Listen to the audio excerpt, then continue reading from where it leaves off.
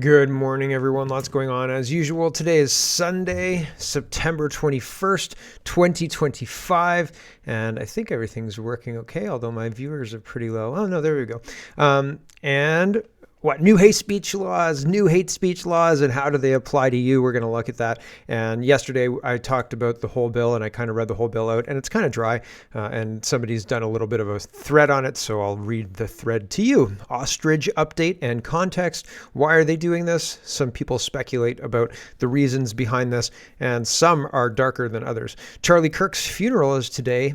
I think the vice president and the president are going to be in attendance, and that's pretty crazy. Imagine the security, and they've already found, they're putting up fences. They've already found one fake security guard, and they removed that guy.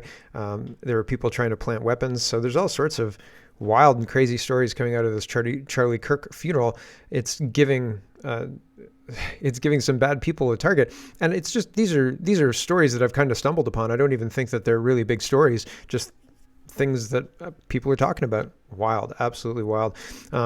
The math on food and the speed at which we're taking on debt and what that means for the broader economy is where we're going to start today. And so there's lots to get to. Let's get to it. First, the food professor is breaking down why are Australian steaks more expensive than, not more expensive, less expensive than Canadian steaks. He says, we're having an affordable Australian steak tonight, and it's amazing. Ever wonder why Australian steaks can sell for less in Canada than Canadian steak, even in Canadian grocery stores? Let's break it down. He says high domestic costs. Canadian beef is produced under strict health, feed, and environmental standards. Add in land, labor, feed, transport, carbon taxes. All of it drives up prices. Australia's model. Australia is one of the world's largest beef exporters, grass-fed, large-scale ranching, lower production costs, exporting built into their system. That's why their steak often lands cheaper in Canada. Trade and currency, thanks to trade deals like the CPTPP, tariffs on Australian beef are falling. Plus, if the Australian dollar is weak versus the Canadian dollar, the exports look even cheaper on our shelves. Retail strategy, grocers like to offer imports as a value option. That way they pressure Canadian packers and give shoppers a cheaper choice. The paradox, Canadian beef fetches top dollar abroad in Japan and United States. Packers prioritize exports. Result, imports fill the gap at home and sometimes cost less than local product. So it's just one of those examples where I want to show the difference between our bad policies. Our policies, I think they're bad, but maybe people like them, I don't know, and Australia's more business friendly, more export friendly policies. Also, they've got, does Australia have more land than Alberta for ranching and things like that, or for the prairies even more broadly, right? Like, I don't know if I believe that. I think that there's usable land, comparable usable land in Australia and in the Canadian prairies. And so it's interesting that we can't do it at a competitive rate, right? I think that paints a picture of bad policies that are making us not very competitive. We should be able to produce home-fed beef, homegrown beef to Canadians across Canada for cheap. And cheap relatively. It doesn't have to be like dirt cheap or anything like that, but you should be able to have beef on the table, but I don't think they want us to. And that's why they use all of these policies to push up the prices. And that's why it's all of a sudden cheaper to get Australian beef, right? That would be expensive beef at some point, maybe. Health Ranger says, the name I've come up with for the economic collapse that now seems imminent is the Wreckoning. That's where the title for today's show came from, because the economy is going to be totally wrecked. I hope he's wrong. Fingers crossed. Have you noticed how quickly the American economy is adding $1 trillion in debt is being added to the American economy's national debt? The last $1 trillion jump in debt took less than 80 days. 80 days? Weren't we at 3 months just a second ago? I guess that's 90 days, right? But 80 days, okay. Soon it will be 40 days. And then $1 trillion a month. And that's going up at a good clip, right? How quickly do things start disintegrating if your debt goes up to $1 trillion a month? That seems like a lot, right? Everyone who's studied economic history knows how this ends, hence the reckoning. Consider gold or silver if you want to have any assets that survive it. Interesting. And I hope he's wrong. Chocolate cereal will survive that, right? Chocolate cereal futures. For sure, definitely. Dr. Leslyn Lewis says conservatives are calling for full disclosure of documents and a thorough investigation into government's $1 billion loan to a Chinese shipyard. Enough liberal spin. Canadians deserve the truth. So in Canada, we have a spending problem. And also, instead of spending at home, our government is making sure that a lot of contracts are going to China. And they're worried if they don't continue with this commitment that China is going to retaliate even more than they already have. Canola, we've got a weakness on, and there's all sorts of concerning areas where China could put more pressure on, I think, and the Canadian government doesn't want to rock the boat already more than it already has. And so I'm concerned that Canada's not going to do much.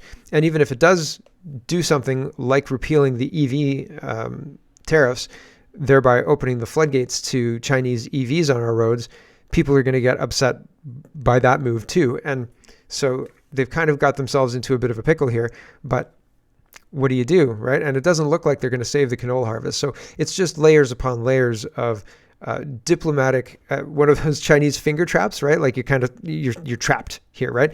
And so they're kind of stuck, and they're going to print money. They're going to give that money to the farmers whose canola crops are going to not go to China now. And so the farmers are going to be able to tread water, and they're not going to lose the farm probably, but it's not going to be a bumper crop for canola, and the farmers are going to try and find buyers for their canola, and so on and so forth. But it's not ideal. And in this way, our economy is not strong too, right? And there are other examples of our economy not being strong.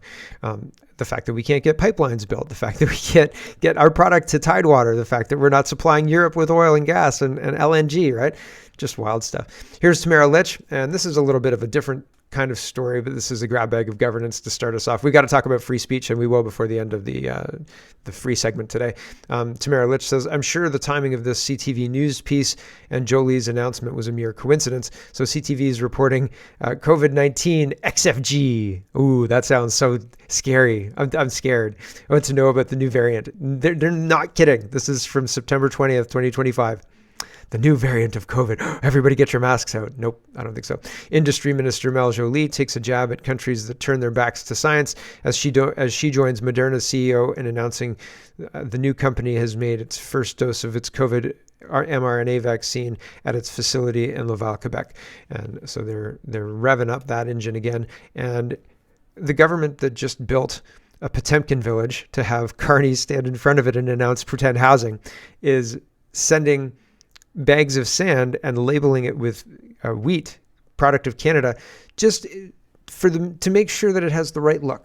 They want the propaganda to hit right? But we don't sell wheat in these bags anymore, and haven't since like the 1960s or something like that.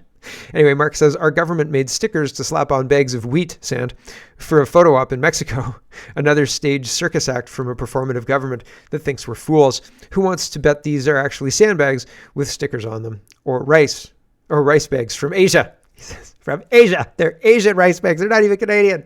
Slap a maple leaf on it and call it Canadian, eh? Right? I feel like we're being taken for a ride, and other people feel that way too. So let's talk about free speech. They're really, honestly, genuinely trying to take down free speech in the West, I think, and it's not good. And it is a slow march to convince people that hate speech is dangerous, way more dangerous than those illegal guns that the criminals in most big cities these days use. Way more dangerous than that. We've got to use a lot of resources, lots of police resources to go after these memers online for hate symbols, because the hate symbols, that's what's causing the rise in crime.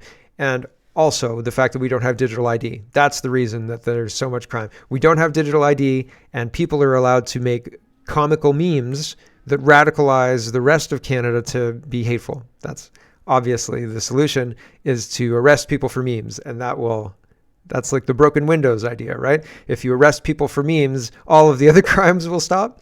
I'm being facetious. I'm joking, but I don't know if it's hitting. But it's one of those things where that's genuinely what they're trying to do. And it's terrifying. And that they're kind of rolling it out in England. And I fear if they get C9 passed, they're going to try and do stuff like that in Canada. Like, hi, we noticed that you liked this post. What do you mean by that? like, aren't there other real crimes happening right now? Aren't there? Go away, right? And if you tell the police to go away, I guess that's not a good idea. Anyway, here's Chairman O Mau Mau, and he says, I was there when they were meeting in Aspen to discuss creative ways to stop free speech. I was there when they were emailing Jack and Mark Zuckerberg on an hourly basis with names of accounts that they wanted silenced. I was there when it was demanded that anyone who questions the origin of COVID or masks or lockdowns should permanently be removed from social media. I was there when they said, if you didn't get vaccinated, you shouldn't be allowed to buy groceries. I remember reporting on all of these, right? Hell, I was there when they took out his account with 50,000 followers. Yeah, I lost my YouTube channel.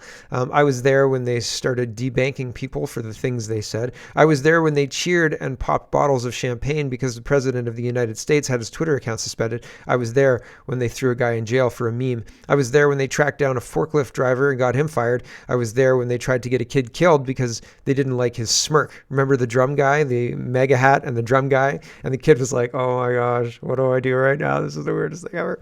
And that was it. They were like, I can't believe he was so insensitive to that Indigenous man. What? Lost our ever-loving minds, honestly.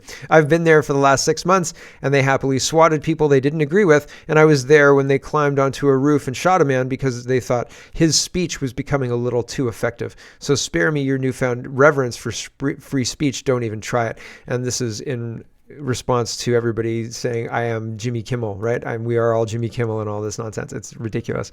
C9 in Canada is talking about hate speech, and I talked about it yesterday, but I feel like it's worth a revisiting, especially when somebody has a whole write-up for me.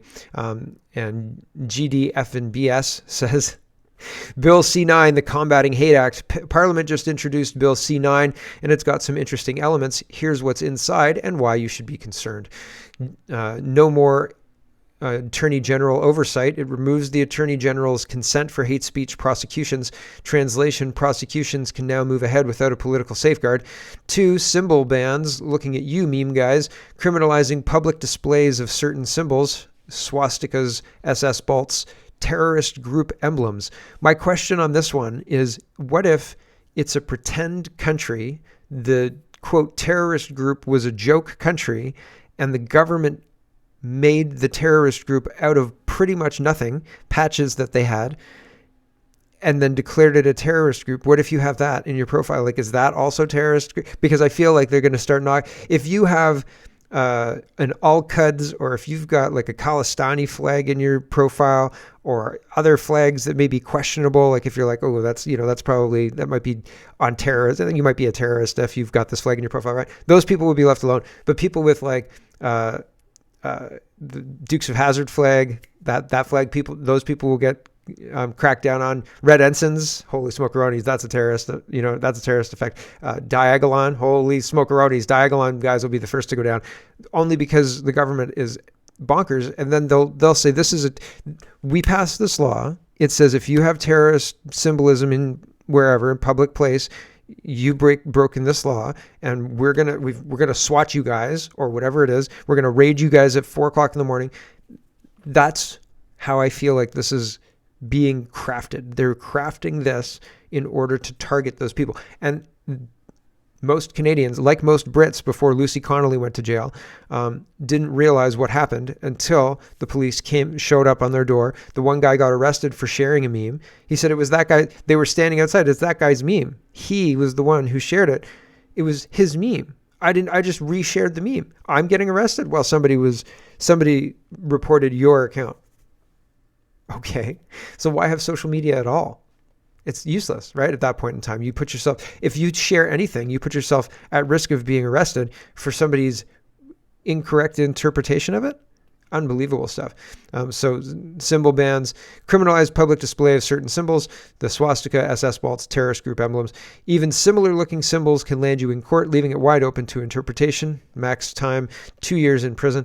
The new hate crime offense: any crime becomes a hate crime if it's alleged to be motivated by hatred, race, religion, language, sex, age, disability, gender, etc.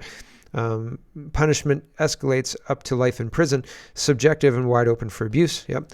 4, restrictions around religious and cultural sites makes it a crime with a 10-year maximum to intimidate or block access to churches, community centers, cemeteries, schools, daycares.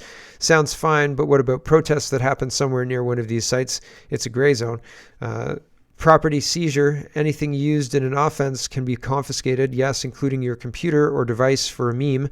Wow. Sounds like a good thing. There are definitely some areas of concern. Bill C-9 gives the states sweeping new powers under the banner of hate.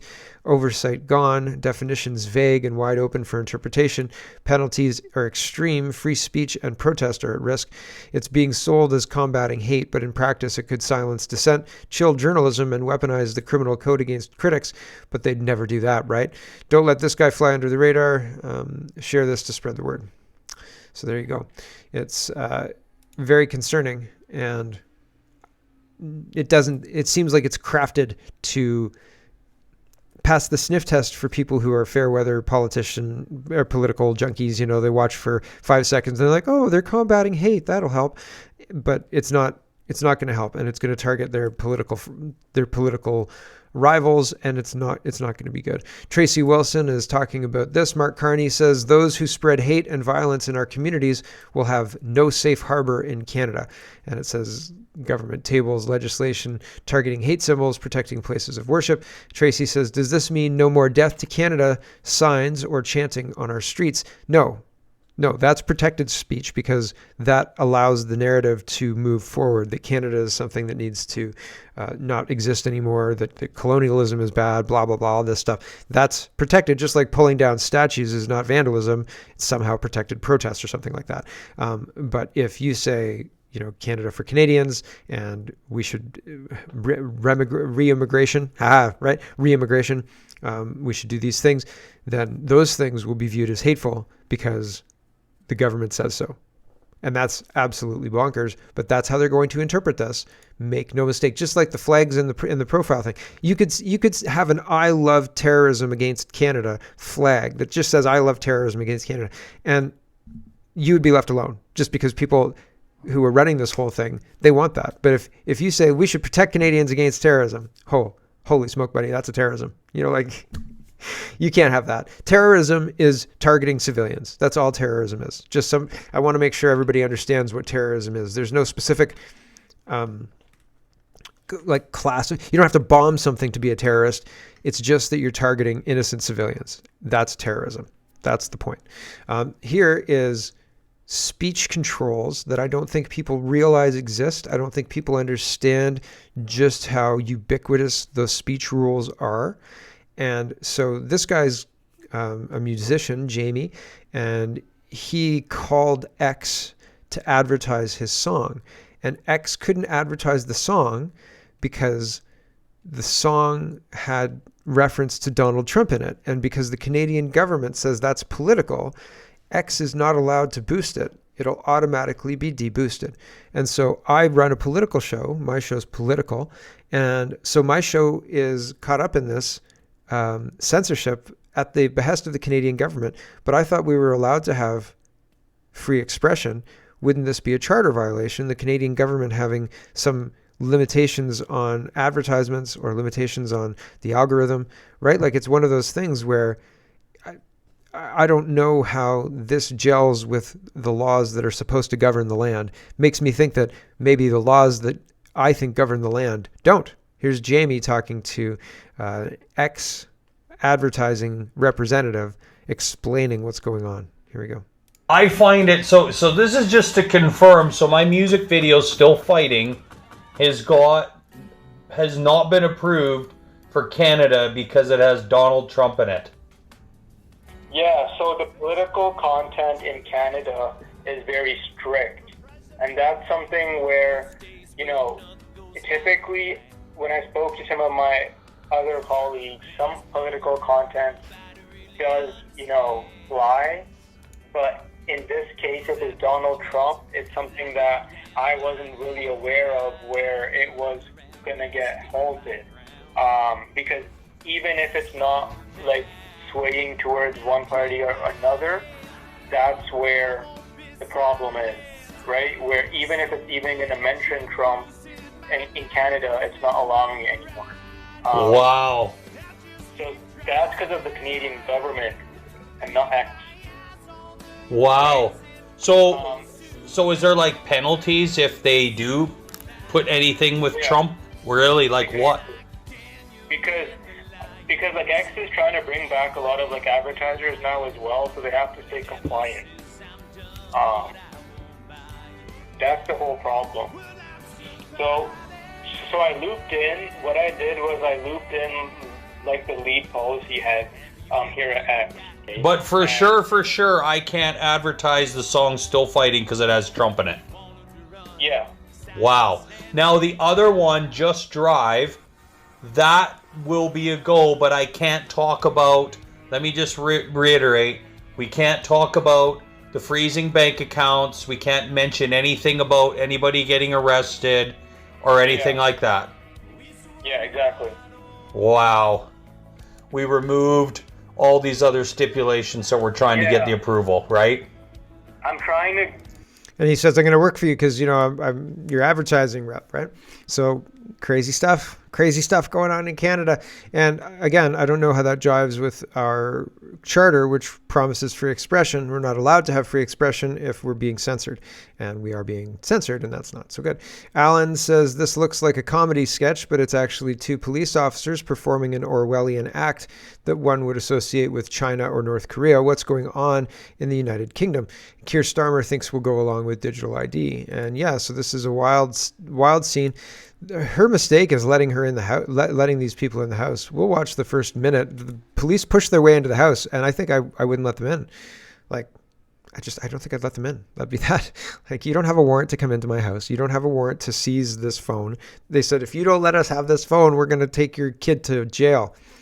Okay, what was it? Sorry, I don't like the camera. You can have my body cam. I can exhibit that to you. I just don't like the camera, really. Okay, well, I'm doing this because this is my own house, and I am telling Right, you why I'm that's doing. fine. So I just need to know why would she's basically viewed a post which is not an arrestable offence. Yeah. That's been. Okay. That happened in May, and you're completely fine. The only thing is, we need to seize the phone at this current moment. Yeah. Say to you, the phone needs to get seized from us, otherwise we will escalate this further. So, But with a voluntary interview. So have you seized anyone else? Is she the only child you're picking on? Voluntary interview, you'd be able to come in Have with you your spoken daughter to anyone and a else? solicitor, No, we'll because come there's no to the arrest. station now. do you mind letting her finish her sentence before? Yeah. It does have to get further escalation, unfortunately. That's fine. We'll come to the No, station now. you're not under. The phone isn't seized right now, and we're not able to basically get the phone. We'd have to escalate this further, Yeah. which means your daughter will get arrested. For what? And then Viewing a social media post? Is I that? need to go with her in order to. No, get the phone. absolutely not. What can we do to That's No. what's got to happen, Lisa. I'm prevent sorry. destruction of evidence? I'm sorry. Lisa. Unfortunately. Over. That's fine. I would like you to leave now. I'd like you to leave. This is why you're Okay, I have nothing more to say to you. here for. A social media post. I've got nothing more to say. I'd like you to leave. You've harassed this child enough. I'd like you to leave. Lisa, that's no worries. Awful, right? And so other people are talking about this. Concerned Citizen says, meanwhile, in Britain, your daughter has viewed a post online and we need to seize her phone. We need her phone right now or your daughter will be arrested. And she says, you've harassed this child long enough. Yeah, people are noticing. And here's Tommy Robinson. He says, Starmer's regime send what appears to be Sharia police to threaten to take a lady's daughter into custody if she doesn't hand over her phone. The child's crime, looking at a social media post. This is England in 2025. Pretty crazy stuff. Kat says, as always, Bev Turner lays it bare. And digital IDs and tying, like they're already coming to people's houses to confiscate phones for viewing social media posts. So this is pretty wild and crazy stuff.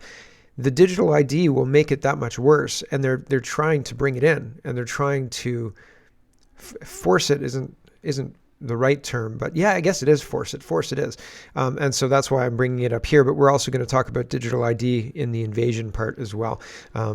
Kat says, as always, Bev Turner lays it bare. Digital ID is a digital dog tag, which will be used to link your finances, medical history, travel, social media, and social media activities.